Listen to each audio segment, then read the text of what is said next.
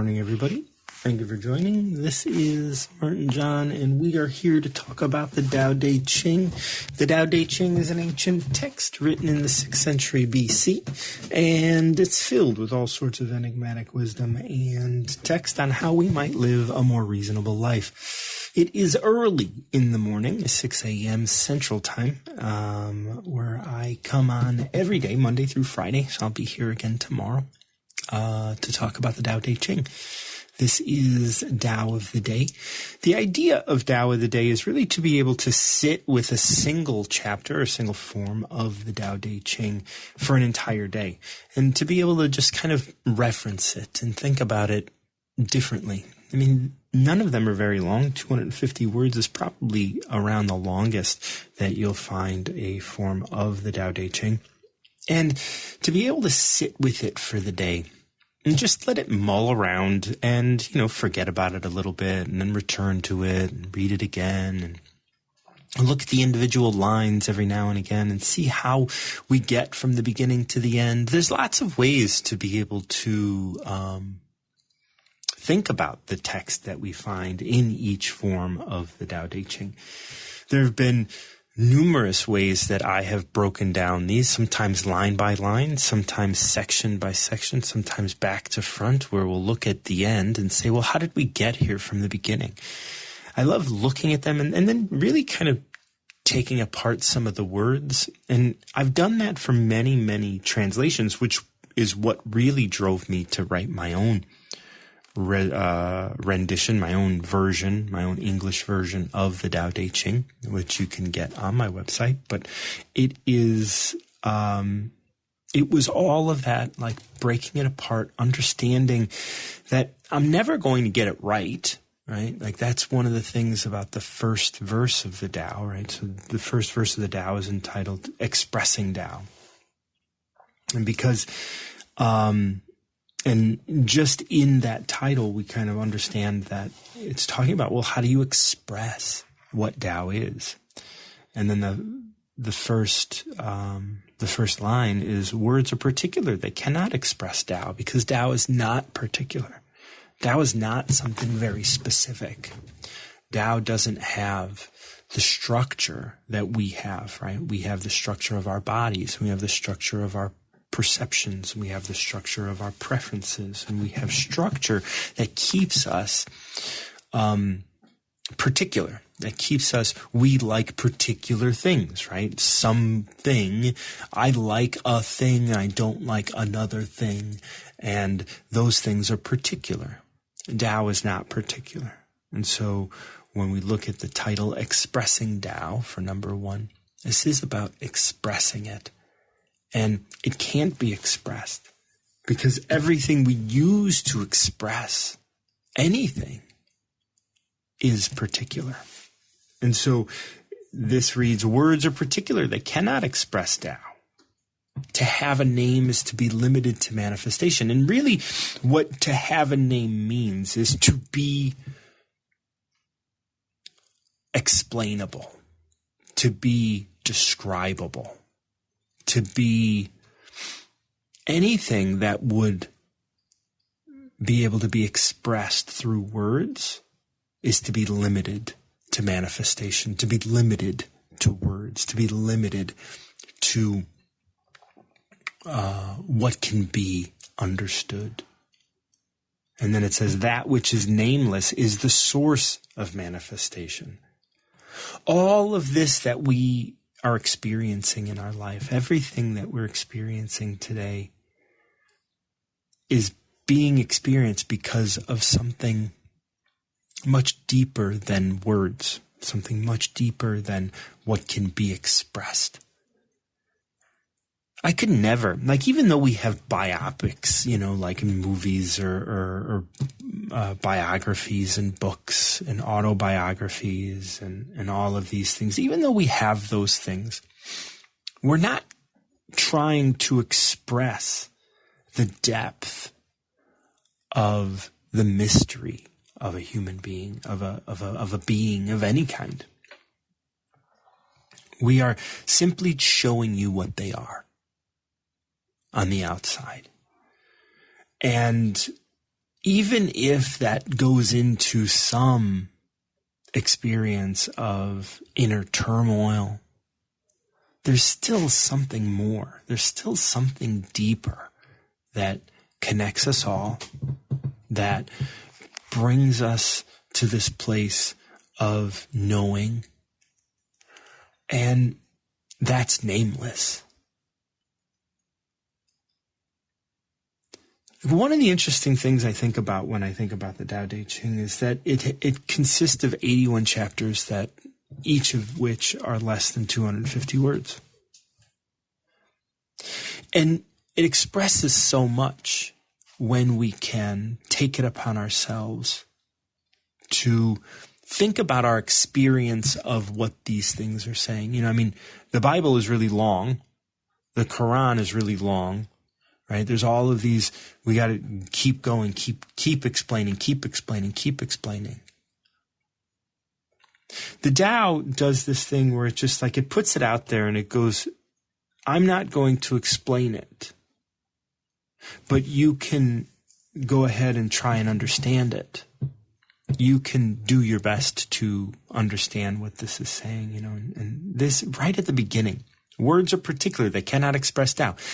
The first line of the Tao Te Ching is telling you, yeah, you're going to read this, but that's not it.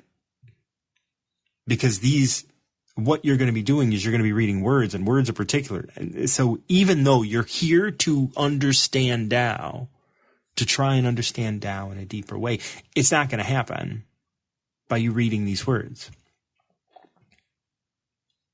So no matter what, like I remember one person I let read my Tao, and they were like, oh yeah, it's pretty simple. I understand it all. And I was like, oh, okay, good. And I took it back and I was like, oh, well, whatever. There was nothing gained, right? Because yes, the words that it's saying can be understood, right? We can understand the words that it's saying, right? And we look like the next line of this first chapter is self-referential. Those who name themselves. Okay, I understand that. I referenced myself and I named something, and so by naming something, I'm naming myself. I get it. But do you? Do you get how everything you look at has a name in your mind? And all of those things have a value? And how it is that which is being experienced in your mind, blindly away from anybody else,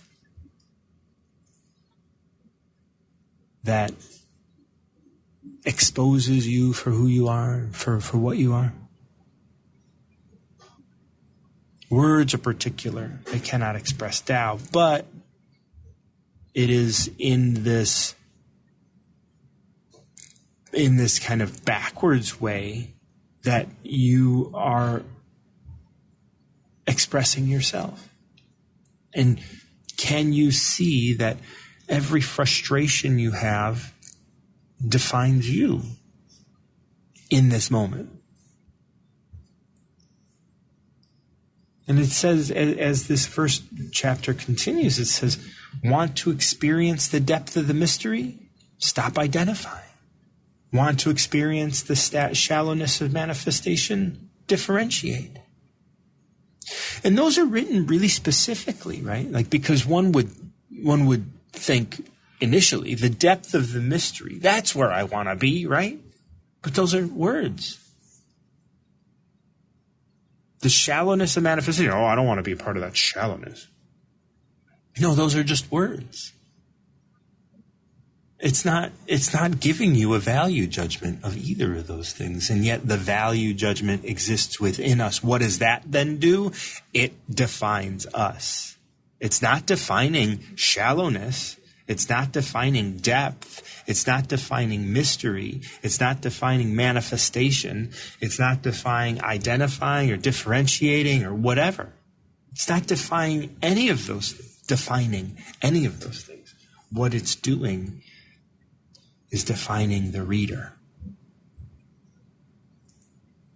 It's exposing who the reader is. And when we can realize that when we have an experience out in the world, when we look out in the world and make a judgment, we look out in the world and make an assumption, we look out in the world and define something, what we end up doing is defining ourselves, not the thing.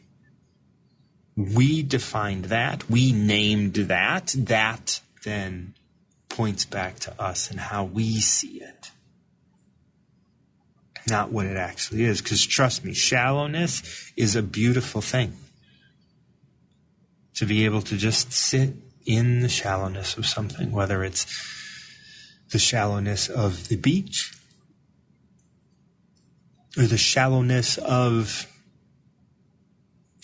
watching a cartoon or a movie or reading a book, like whatever you define as shallow. There's beautiful things in that. And there are people who engage those things with so much passion, and so much love. And in the Tao, it also states much later on, don't make light of what is important to others. If you look at this verse and say, want to experience the shallowness of manifestation, differentiate. If you want to look at the idea that shallowness is a bad thing, well, it might be a relief for someone to experience shallowness, because they experience so much pain in their life or so much, there are moments where everything is beneficial. And when we can get to a place where we can recognize that there's benefits to everything. And if I can approach all of those things, if I can approach everything without defining it, and if I can just have this experience, no matter what that experience is, if I can just have this experience and just kind of say, where is this taking me? What is this showing me? What is this teaching me? The last two lines of this verse say, either way, no one can tell. No one can tell if you're embracing the manifestation or the depth of the mystery. No one can tell. It all looks the same from the outside. The difference is in your experience. When you have an experience and then challenge yourself to understand yourself, look at those judgments. That's why I started climbing a couple months ago, because I saw a judgment within me get made kind of without my permission. So I had this judgment about climbing that existed within me from childhood, when I saw climbing walls be put up with fences around them. I always felt like it wasn't for me.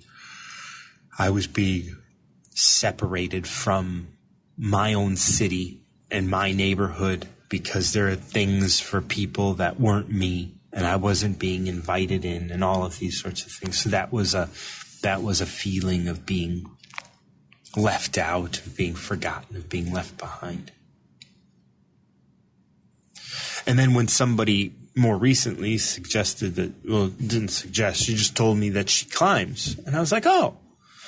But even though, I was interested in the person I was talking to, there was still judgment. And it's like, don't make light of what is important to others, right? So I take note of that judgment and I say, interesting. It's not the person who brings it up. It's not their problem. It's mine. And so I get to then turn around and start climbing. And I can find out that it's good for my MS, and I find out that it's good for my body, and it's good for my mind, and it's a wonderful, experience for me. And so I do it. And that opens me up by not defining myself, by not allowing myself to be boxed in by old ideas, by challenging those things that I judge, to just look at them and to try and find appreciation for them. You know, one of the things about like art appreciation isn't that you have to make art. Doesn't that you have to like art. You don't have to like the things that you're looking at, but you can appreciate that they've been done. And I think that me being an artist, I'm bringing up art appreciation, I guess. And one of the things is I can appreciate that climbing doesn't actually ignore me. I felt ignored. I felt passed over. I felt like I wasn't included. However, it wasn't climbing that did that, right? It wasn't the action or activity that did that. It was simply that I felt that because I felt that at home. I felt that at school. I felt that everywhere I went. So it wasn't about climbing. But that judgment stayed with me. And because I didn't deal with it when it came up in my life, I felt it. And that was a feeling that I wasn't proud of, because the person I was talking to, I had respect for. And the judgment wasn't for her. It was for this idea of climbing. And I was just like, I would never do that. And I thought briefly about all the people that I respect that post all their climbing stuff on YouTube or on Instagram and stuff. And I went back to those moments and I was like, wow. As I would watch those videos of these people that I respect, that I'm friends with, that are climbing and doing these things, I would say things like, oh, good for her, but whatever. You know, like, good for him, but whatever. Good for them, but whatever. You know, it would just be like dismissive in one way or another, being like, wow, whatever. They're doing a thing and they're getting better. Good for them, you know. But it wouldn't be celebratory. And there would be that judgment underneath the surface of all of that. And when I realized that I was judging this person I was talking to, all of that came flooding back. And it was innocuous before, but now it was obvious. And now that it is obvious, I need to do something about it, right? Because self-referential, those who name themselves, as this verse talks about. And so what happens is I'm referencing myself by looking at them and judging. That's me naming. So that's me naming that as being whatever. And when I do that, I'm naming myself. I'm identifying who I am in the world. And I am this bitter, judgmental person who doesn't, in this area. And so I had to go and do it. And so I've been climbing for almost 3 months now. So I started in October. So all of October, November, and just about all of December. So I've been climbing for 3 months. And that's why you can't just express Tao. You have to live it. You have to experience it. Expressing Tao isn't possible. Like expressing it with words. I suppose actions could get closer than words, but even still, you don't, like it says at the end, either way, no one can tell. I don't know what you're doing, but you're doing what you're doing. And if I just accept that, if I accept you doing what you're doing, whether you're helping me or getting in my way, and I surrender to the fact that you could do whatever it is you want to do, but don't submit to giving you what you want. Like, I'm going to continue living my life. And that becomes what Tao is. It is an experience that we're having. I experience Tao in my life, and by experiencing it, I embrace it. I embrace what it is. I embrace all that I'm being presented with. If I was never presented with a person that I respected that started talking to me about climbing, I would have never known. I would have never felt all of that judgment that I was carrying. And as soon as I can release that judgment, I become younger. I have more energy. Why? Because I'm not wasting energy quietly judging things in the back of my mind.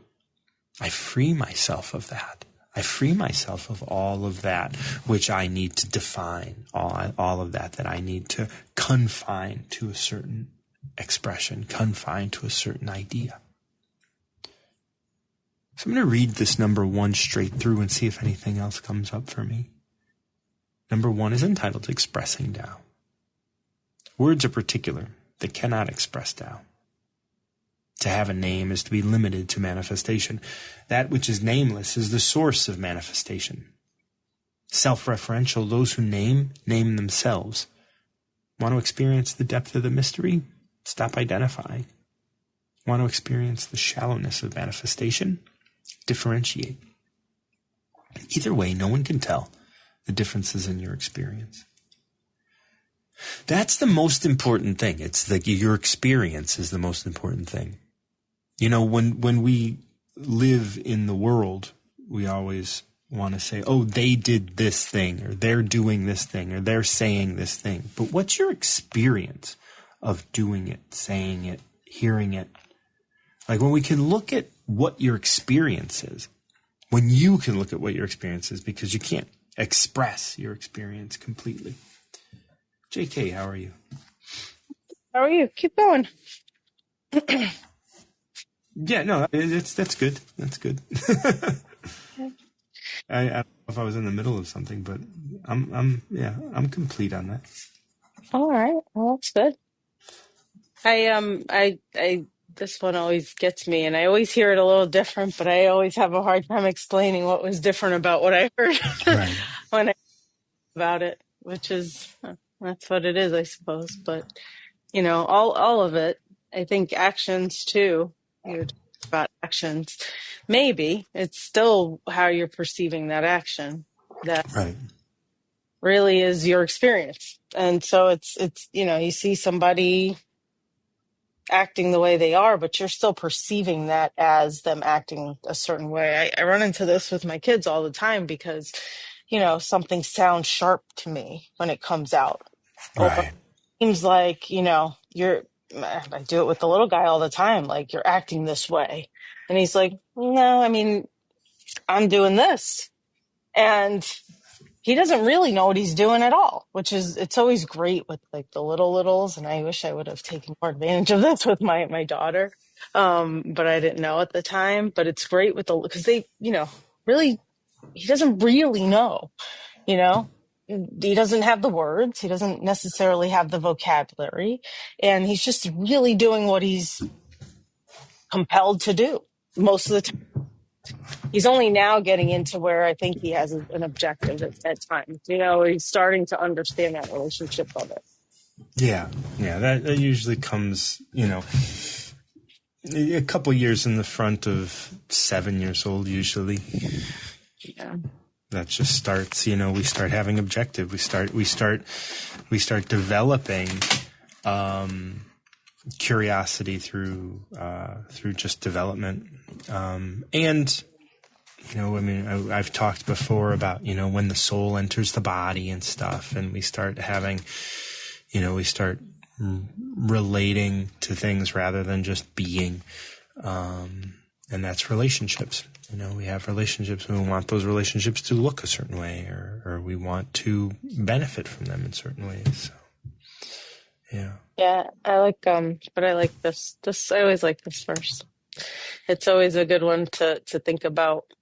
And every time, you know, you don't like or you have a perception, it's all always your perception and how you interpret an action or how you interpret words or anything. It's just always filtered. So it's a great reminder for that.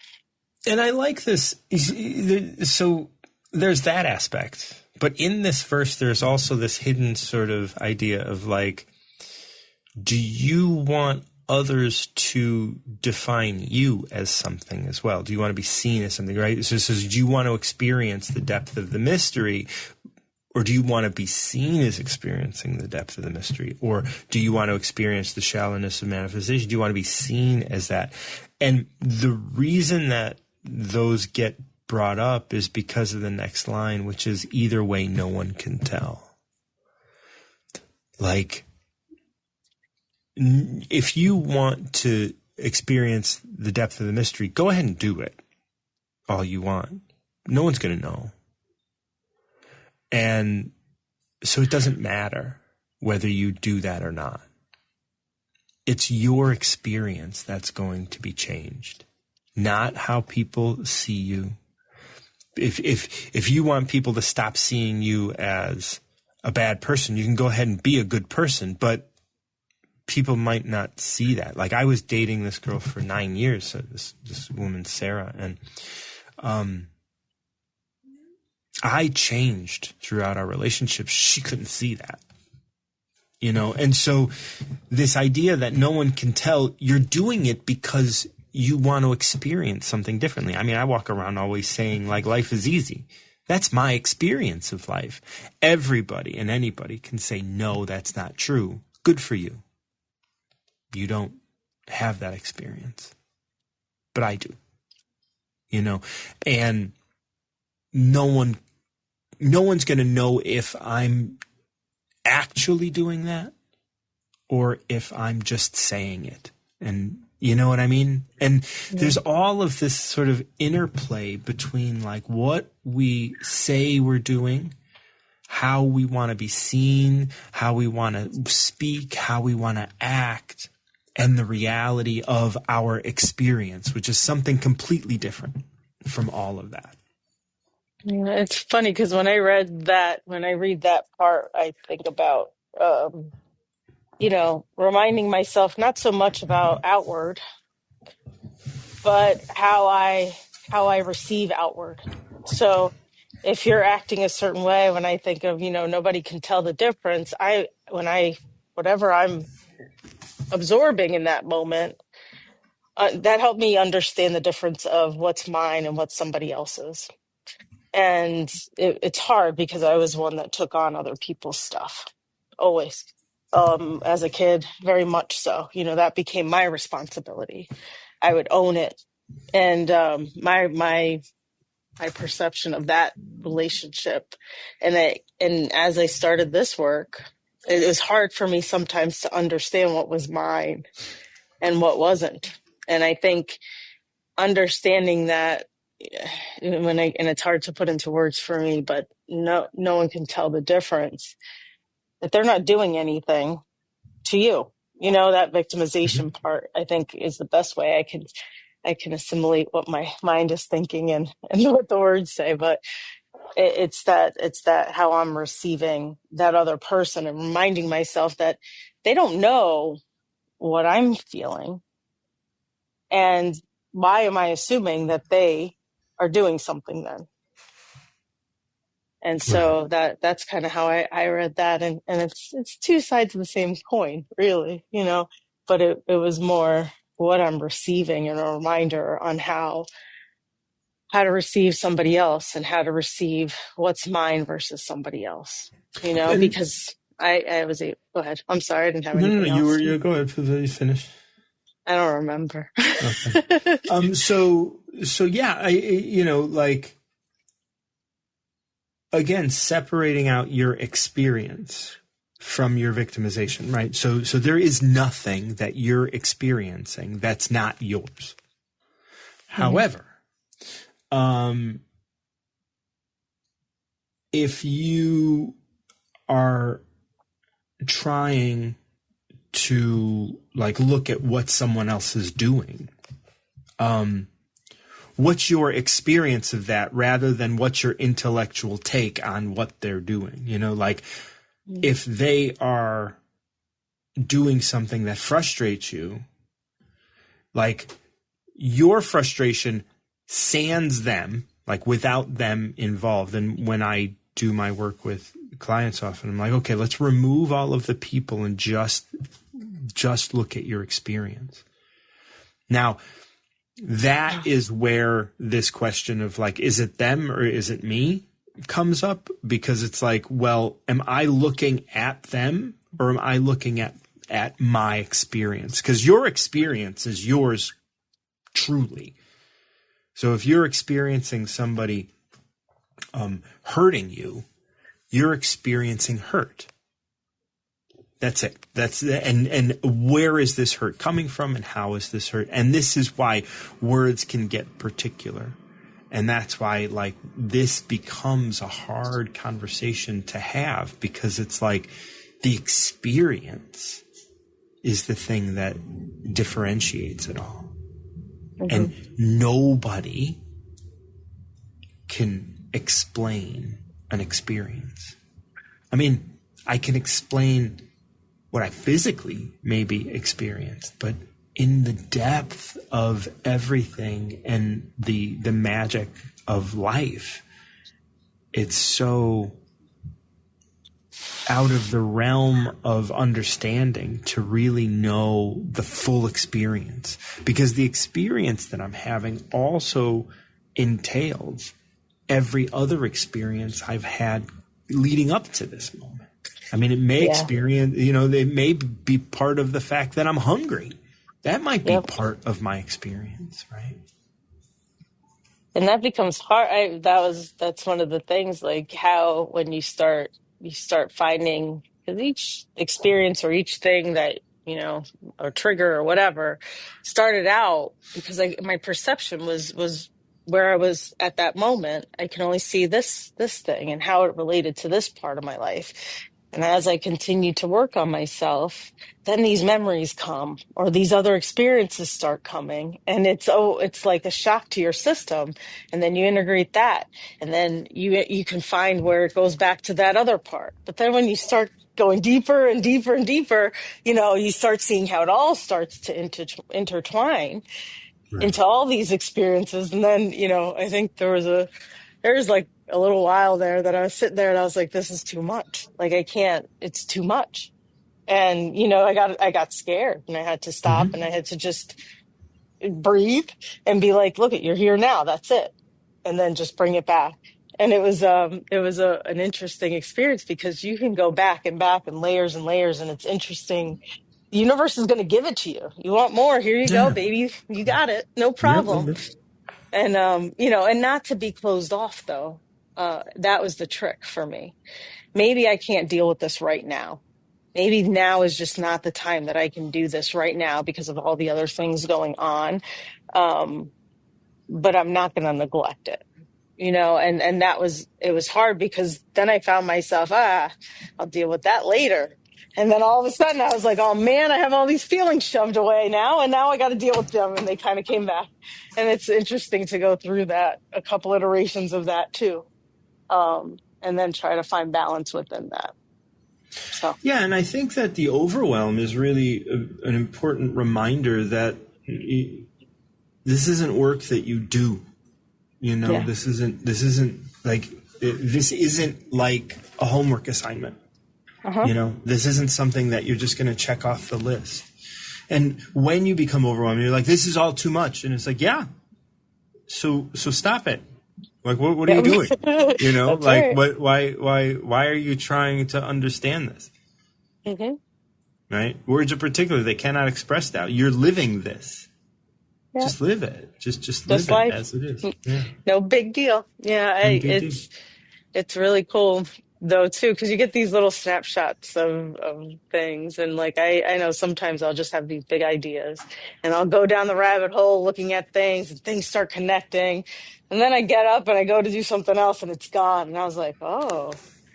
And you really looking at that with that awe, as opposed to trying to figure it out, because I know I'm not going to figure it out. But sometimes you need a reminder that it's not the destination, it's not the outcome, and really all you have is right now. Yeah. And then bring you back. Yeah, and you just look at your experiences. You just look at these experiences as you're having them, and see where it all takes you. Do you have a number? We're running out of time. I'm sorry, I wasn't looking. Can you pick one for me, please? Yeah, absolutely. Rando 17. Oh, wow, we read this the other day with somebody. Of masters and leaders. In the time of the great masters, there were no leaders. Then those whom the people loved led the way. After having created the position, the people feared their leaders, then they despised them. Having created leaders, their faith in Tao was diminished. Having become a leader, his trust in the people was diminished. When there are great masters, there are no leaders. She works day and night and says nothing about it. When the work is done, the people say, amazing, we did it all by ourselves. Actually, I think you heard this to me not that long ago. Maybe. I was talking about my job, and yeah, I'm trying to see what stuck out to me, but it was like maybe the middle-ish section towards the end. Having created leaders, their faith in Tao was diminished. Or when there are great masters, there are no leaders. Keep going. She works day and night and says nothing about it? I think so. I think that's the one, and then I think that's what we were just talking about, really, right? We were Yeah. just talking about you just do what you do, You do what and you do. Yeah. don't be caught up in all that, because you can if you want to, but Yeah, absolutely. But it's not, like, it's not about that, and we don't know what it's about. So right. And it's always it's always a back and forth of like, hey, I'm going to engage and then I'm going to step back and but the more we can just simply receive, the more we can allow ourselves to just receive this experience, because the experience is all that we have. The more we can just be in awe of it, rather than trying to control it, trying to pin it down into being something. I'm going to go ahead and read this through again. In the time of the great masters, there were no leaders. So I'm going to break this down just line by line. In the time of the great masters, there were no leaders. It's a simple fact. When there were great masters, nobody had to be a leader. Everybody trusted themselves, and the communities supported that individuals trusted themselves. Then those whom the people loved led the way. So when there were no leaders, people would, over time, get drawn to certain people. And those people would be people that you would ask for advice. Maybe everyone was open to hearing and listening and responding, but maybe people weren't giving advice as much as just like listening. And then at some point, someone said, oh, I think maybe you should try this. And then multiple people started kind of taking on that. And then the ones that the people liked the most were elevated in the community inadvertently. They didn't ask for the position. But then the position was created. Right? The community now created a position of soothsayer or mayor or whatever, just inadvertently, just because, there was nobody for that position, and I didn't ever need that position filled. But now that, I see that it could be helpful to have somebody that the people love and they could lead. Oh, that's nice. Now I can take that off my plate. I don't have to worry about those aspects personally anymore. That can be their job. And because that position was created through that process, we go to the next line. After having created the position, the people feared their leaders, then they despised them. This is millennia, possibly, in the making, right? Like, this isn't something that happens overnight. Sometimes it does. We've experienced this, I'm sure. We have a best friend, and it's like, oh, they're my best friend, and but then, I'm doing everything with my best friend, and I'm like, oh, I don't want to tell my friend about this now. After maybe maybe you get married, or maybe you build a stronger relationship, and now it's like, oh, I don't want to tell them about who I am because I'm afraid that they're going to reject me, or all of these things, right? So then the people feared their leaders, then they despised them. And that despicableness, that despising of them is built on top of the fear of being exposed, of being wrong, of not listening, or not abiding what this leader had to say. And then after time, having created leaders, all of the people that millennia ago started leaning on others rather than themselves, their faith in Tao was diminished. Their faith in themselves was diminished. Their faith in their relationship to Tao or God gets diminished. Having become a leader, so the person who the people did love, having become a leader, his trust in the people was diminished. So now he thinks he's the only one that knows the answer, and is no longer trusts the people that he is leading. It says, when there are great masters, there are no leaders. She works day and night and says nothing about it. When the work is done, people say, amazing, we did it all by ourselves. It's not about taking credit. It's not about being right. It's about allowing yourself to be who you are and allowing others to be who they are, and not trying to direct them or control them or tell them what's right or wrong. It's just coming together and doing this thing called life, right? Thank you, JK.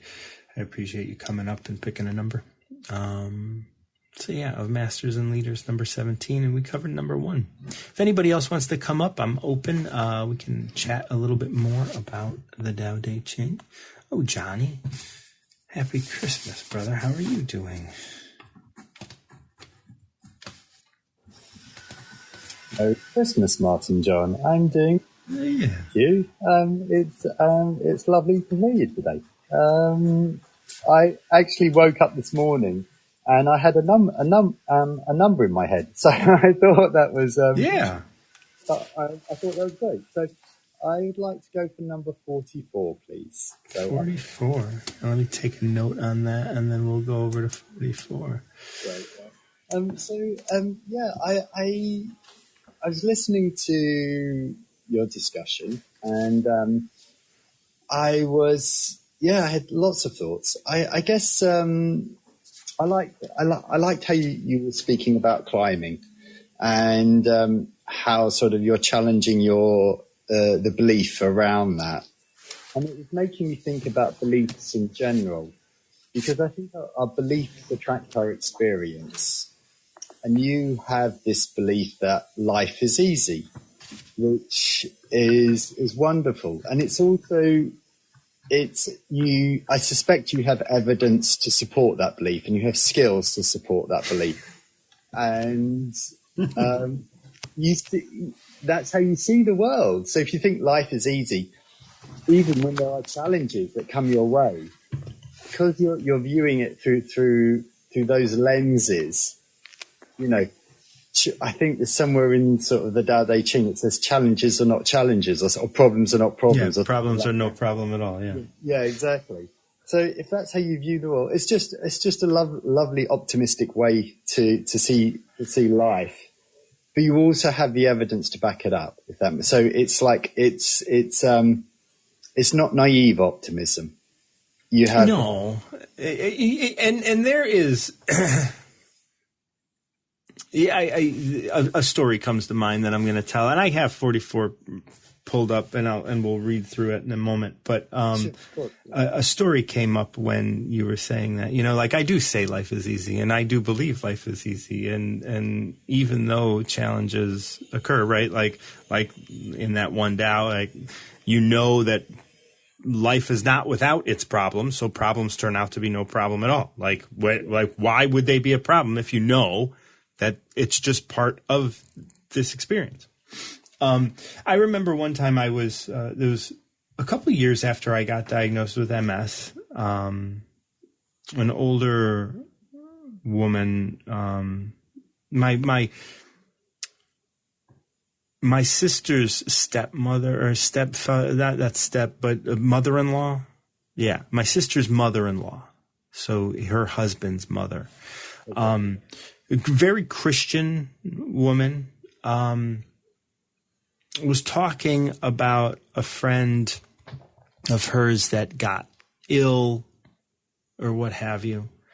And they were going through a rough patch or something. And I said something to the effect, I mean, this was years ago, so I don't think I was utilizing the term life is easy, but to the effect, basically, like I was saying something like, it is hard, but life is easy. So you can decide to do what you want with it. And she didn't, I don't think she wished ill upon me per se, but she said something to the effect of, well, I hope you never get, like ill and have to, deal with anything that like is, life changing like this.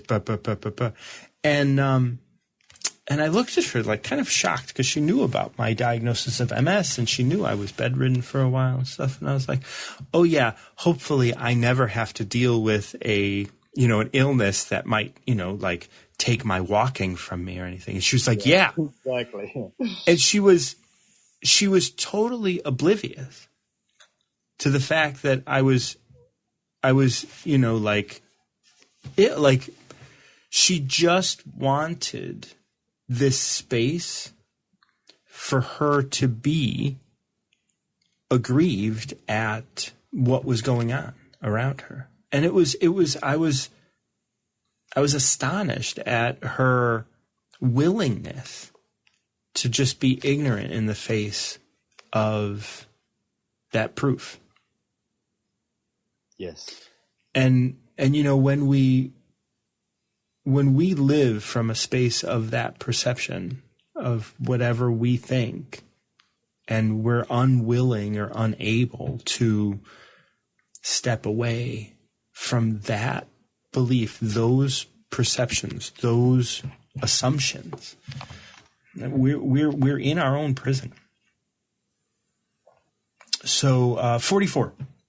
I'm just processing what you said, but it's so true, isn't it? Yeah, it's we talk about walking in somebody else's shoes, but we so often don't really resonate with that. And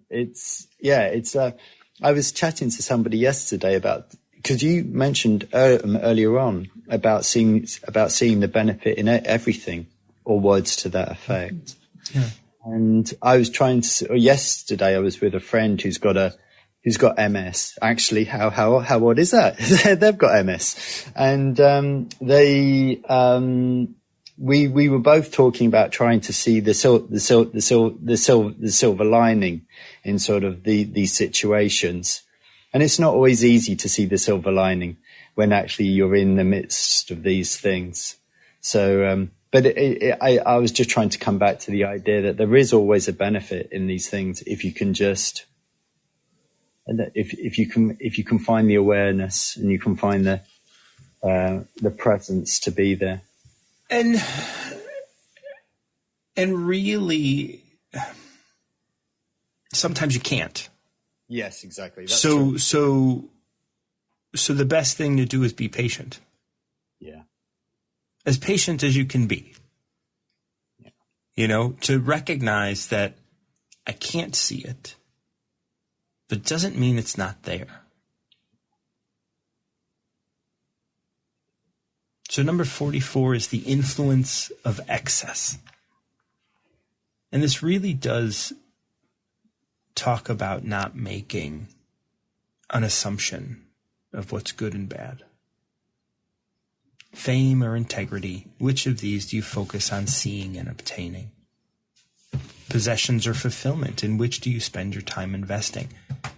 Success or failure, of which has offered you more growth?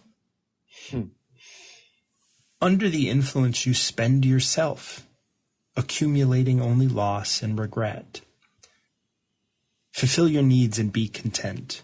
When you know excess is excessive, you'll be open to receiving harmony. Initial thoughts? Yeah, well, the first line that jumped out at me was success or failure, of which has offered you the most growth. I've always had the belief that you can grow from both success and from failure. But over the last few years, it's definitely the failure aspect that has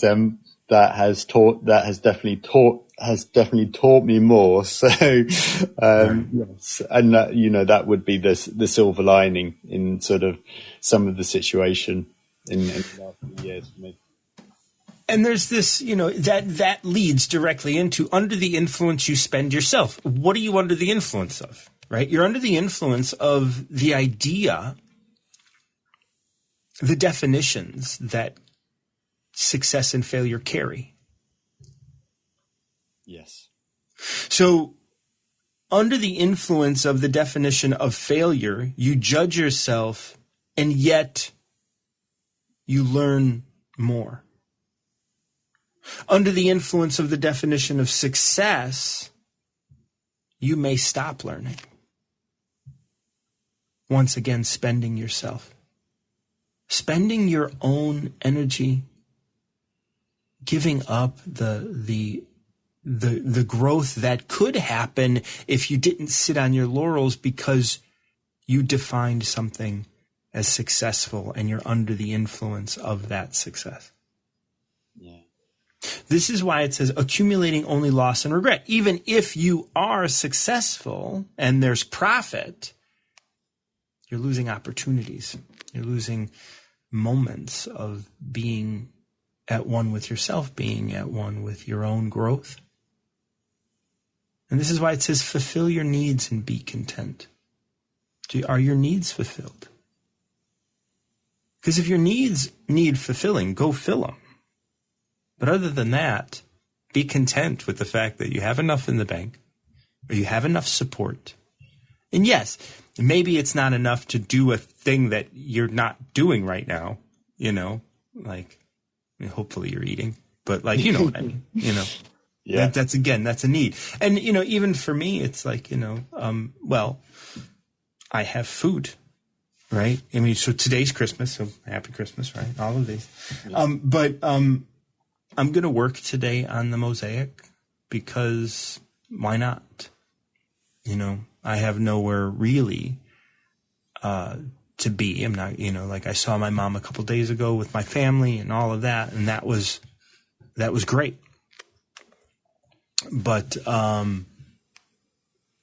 there doesn't need to be anymore. I don't have to continue to engage in that. I'll see my friends that I'm working with the mosaic on. We'll do some work. I'll come home. I'll go about my business. I'll make dinner. I'll continue making my blanket. And then tomorrow morning I'll wake up and I'll work on the mosaic again. So my needs are filled. I have water. I have food. I have shelter. Life is good. And I don't have to make it any more than that. I don't have to make it about fame or integrity, possession or fulfillment, or success or failure. I don't have to define myself as less than because I have, because I'm not going to have a big cornucopia of food and cookies and candies and things that I can't eat anyway, right? Yeah. All of these things. Now, I could sit down and say, oh, I got no one to hang out with, and I can't eat that food, and I can't do this, and I can be aggrieved by all of it. Yeah. But then I'm just spending myself, accumulating only loss and regret. But really, life is easy. Yeah, and you also don't buy into social etiquette. So it's true. I am a bit of a contrarian. So and I've got a couple of hours with family today, and that's more than enough for me. And I will be spending a lot of it actually,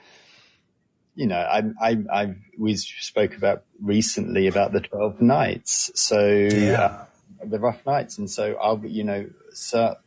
definitely that's part of my dedication over the next 12 days, and for time for journaling and meditation and reflection and nature and staging and decluttering and just it's so fun. Yeah, absolutely. I'm really looking forward to it. And this actually spoke to me a little bit about the influence of excess, this 44. I was also thinking about the 12 nights, because I often put a lot of energy and effort, and I get a little bit mental about these things. So I want to go a bit more flow with this time and just be much more relaxed. I'll be present and aware for it, but I'm not going to put any too much expectation on myself or too much pressure on myself. And enjoy it. So that's the key for me. So I was feeling a little under the weather yesterday, with a, like runny nose, and like I may have a cold coming on or whatever. And one of the things in the 12 nights is like, I wasn't going to take a bath. I was to shower. That's fine. 'Cause I take cold showers, but I take warm baths, and that's a different thing. And I wasn't going to take baths. I was going to just not do that. But yesterday I was like, screw that. Like I'm like my body is achy. I'm going to have a bath with Epsom salt. And like, I don't have to do anything I don't have to do or not do anything that I'm not wanting to do or not do. Like I can just allow myself to be there and do that thing. And if I'm going to take a bath, I'm going to take a bath. And if I didn't want to, okay, well, that's fine. I'm not going to hang on to it. I'm not going to think about it too much. I'm not going to make it like a curse or something. It's just going to be, I'm easy.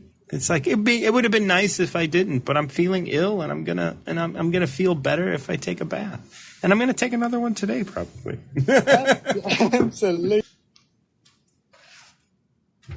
Oh, you dropped off. But you come back up if you have the time. But yeah, like these are just for you. Like these rules aren't for anybody. I remember like one of the first times we talked, we were talking about writing with my left hand, and you were like, I looked online to see how to do it. And it's just like, wait, you have a hand. Just go do it. Yeah. I remember you and Dr. Rao as well. It was Dr. Rao? I think he came up. He also commented on it as well. Yeah.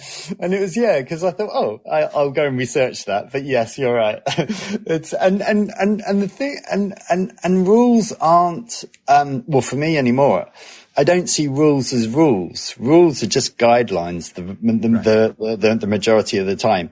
And I'm like I actually have a hot bath with Epsom salts every day.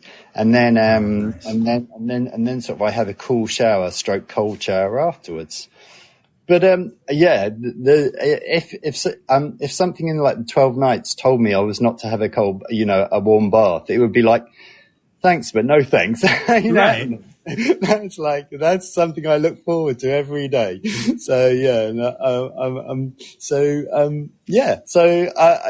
I think, and that's how I want to approach these 12 days as well. I want to listen to myself first and foremost, and be guided by my own intuition in how to approach these 12 days, because that's how I'll get the most out of it. And that's how right. I'll be happier. So yeah. Yeah, that's the best way to approach everything. It's like, what am I experiencing now? And if you have it in you to resist, like in terms of like fasting or something, you may very well just be like, oh, do I need to eat? Or is this just a compulsion? And do I need this bath, or is this a compulsion? Is this something that I can step away from? And just asking the question, can I? Because that's the thing with so many people in addiction. It's just like, I can stop whenever I want. Well, Can you? And maybe this isn't the moment to actually do that, but it's always good to ask the question. And that's what, like this verse, this influence, it just asks the question, fame or integrity, which of these do you focus on seeing or obtaining? It's not about just coming up with an answer. It's about really kind of sitting with the idea that, like, why would I want to focus on seeing or obtaining either? Possessions or fulfillment, which of these do you spend time investing? Why should I invest in anything other than myself? Yes. Success or failure, of which has offered you the most growth? Well, that's still measurement. Yes, that's true. Growth is growth. Yes. Right. Growth is growth. And I'm trying to measure one over the other. And that's the wonderful thing about sitting with this text for a little bit more time. It's like the first time I read this in some other translation, these questions that are being posed were just like, oh, well, there's an obvious right answer, right? Like, yeah, exactly. Yeah. And it's like, wait a minute, is it? Right? Yeah. And then over time we start seeing, like, under the influence of that obtaining, under the influence of that wanting to invest, of that influence of wanting growth, you're spending yourself, accumulating only loss and regret on any level. Fulfill your needs. That's all that needs to be. That's all I need. My need last night was I need to take a bath. That's what I'm going to do. Yeah. When excess is excessive, excess in, like, putting too much faith in the ritual, putting too much faith in the rule, that's excess. Yes, definitely. Yeah. As is taking too many baths or eating too much food or whatever, like it's everywhere. But when you can fulfill your needs and be content, and again, my need last night was to take a bath. And, it might have, the night before I ate in the middle of the night, which I never do, but it was necessary. For some reason, I was hungry and I needed to eat something, and so I did it. But usually, I wouldn't eat between like 4 or 5 in the afternoon and 7, 8 in the morning, 9 in the morning. So it's like usually I'm fasting during that time. But the other night, I woke up and I was like, I do need something. My body wants some calories for some reason, so I ate, and that's okay. It is, absolutely, and it's. We aren't trained to listen to our bodies anymore, and right. And it's I'm not a fan of rules anymore. Guidelines great, but they don't overrule.